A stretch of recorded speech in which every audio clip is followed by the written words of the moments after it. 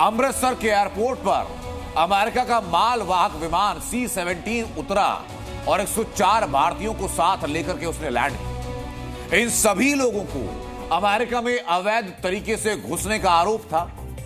104 हिंदुस्तानियों की वतन वापसी अमेरिका ने करा दी, अपने देश से बाहर खदेड़ दी।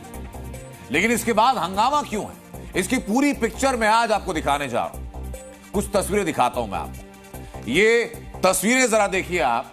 हाथों में हथकड़ी है, पैर में बेड़ियां हैं और मुंह पर मास्क लगाया हुआ।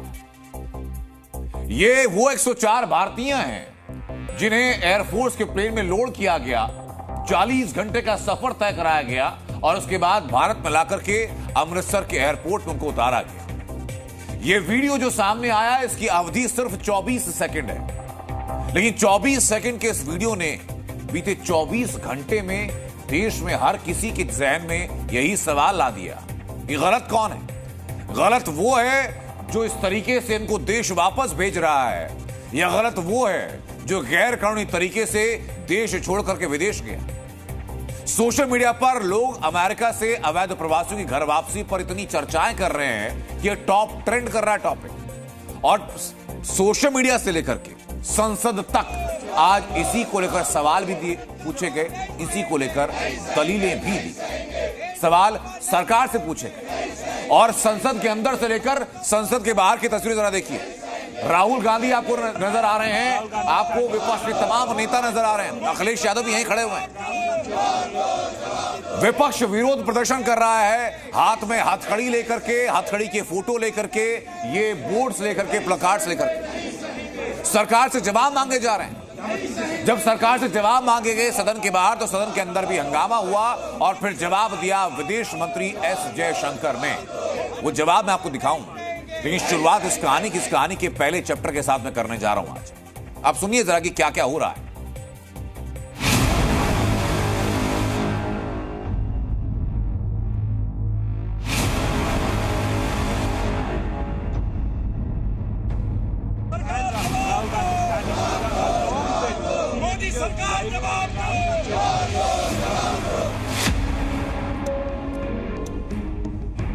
इन तस्वीरों को देखकर आपके जहन में कुछ सवाल तो जरूर उठ रहे होंगे।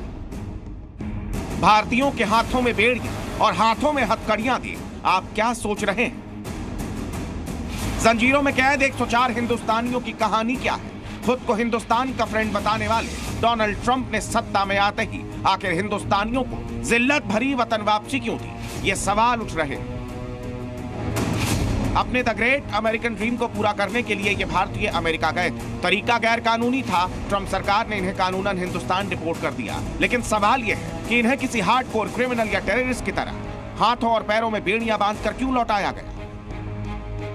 खैर, सवाल कई हैं और आज यही सवाल विपक्ष ने संसद में उठाया, सीधे सीधे मोदी सरकार को आड़े हाथों लिया।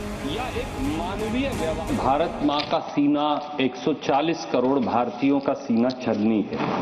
सपने जमी पर, हाथ में हथकड़ी, पांव में जंजीर, स्वाभिमान जो है वो धूमिल होता हुआ।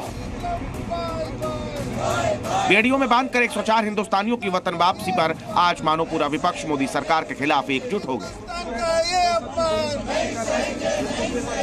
मोदी जी ने देश का नाम ऐसा कर दिया, विकसित भारत, क्या क्या सुपर पावर हो गए। ये भी क्या हो रहा है फिर? ये इस तरह से क्यों उनको बेइज्जती से, अनडिग्निफाइड तरीके से उनको लाया जा रहा है? विदेश मंत्री जी ने बयान दिया, लेकिन कुछ चीजें स्पष्ट नहीं कर पाए। हमने जहाज भी उनको उपलब्ध नहीं कराया।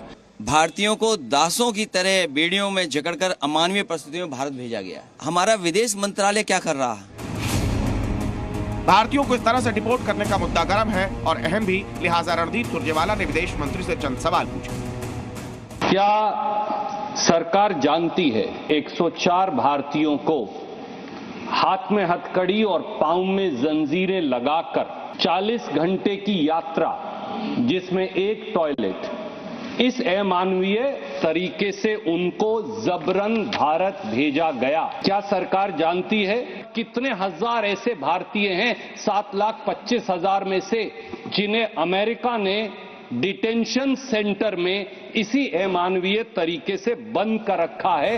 140 करोड़ भारतीय। विपक्ष के सवालों पर विदेश मंत्री ने संसद में जवाब भी दिया। हिंदुस्तानियों को डिपोर्ट किए जाने पर भारत सरकार का स्टैंड क्लियर किया। It is the obligation of all countries to take back their nationals if they are found to be living illegally abroad. This is not a policy applicable to any specific country, nor indeed one only practiced by India. It is a general accepted principle in international relations. 104 भारतीयों को हालांकि विपक्ष विदेश मंत्री के जवाब से अभी भी असंतुष्ट है। जंजीरें लगा ऐसे में सवाल उठता है कि क्या आगे और ऐसी फ्लाइट्स आने वाली? विपक्ष ने सरकार से एक और सवाल पूछा। सवाल है कि अपने नागरिकों के डिपोर्टेशन पर जो रुख कोलंबिया ने अपनाया, क्या भारत ऐसा नहीं कर सकता था? बहुत बातें की गई कि मोदी जी, ट्रंप जी बहुत अच्छे मित्र हैं और मोदी जी ने ऐसे क्यों होने दिया? क्या हम अपना जहाज नहीं भेज सकते थे उनको लेने के लिए? इस तरह से क्या इंसानों के साथ बर्ताव किया जाता है कि उनको हथकड़ियां पहना के, बेड़ियां पहना के भेजा यहाँ पे? ये विपक्ष का पक्ष आपने देखा। अब सवाल कुछ और भी। सवाल यह भी कि आखिर अभी कितने भारतीय ऐसे हैं जिनको कि अमेरिका से वापस भारत डिपोर्ट किया जाना है। सवाल यह भी कि आगे भी हिंदुस्तानियों को हाथों में हथकड़ियां और पैरों में बेड़ियां और मुंह पर मास्क लगाकर वतन वापसी होगी। सवाल यह कि भारत सरकार क्या इस डिपोर्टेशन का कोई और तरीका निकालेगी? क्योंकि एक सच यह भी है कि जिन लोगों को भारत डिपोर्ट किया गया वो किसी वैध तरीके से या लीगल तरीके से नहीं गए थे। ये वो लोग हैं जो कि देश छोड़ करके अवैध तरीके से गए थे, डंकी रूट से, यानी छिप करके अमेरिका पहुंचे थे। ये वो लोग थे जिन्होंने अपनी जमीनें बेची, कुछ लोगों ने किसी और तरीके से पैसे का इंतजाम किया। 50 लाख रुपए से लेकर के 1 करोड़ रुपए तक एजेंट्स को दिए गए कि अवैध तरीके से डंकी रूट से वो वहां दाखिल हों। उन्हीं लोगों को वापस भेजा जा रहा है। तरीका गलत हो सकता है, लेकिन अमेरिका का इन लोगों को वापस भेज देना क्या ये भी गलत है? मैं इसके लिए आपको इनकी कहानी सुनाने जा रहा हूं। इसको आप सुनिएगा और खुद तय कीजिएगा कि इनके साथ जो हुआ क्या वो जायज था या नाजायज।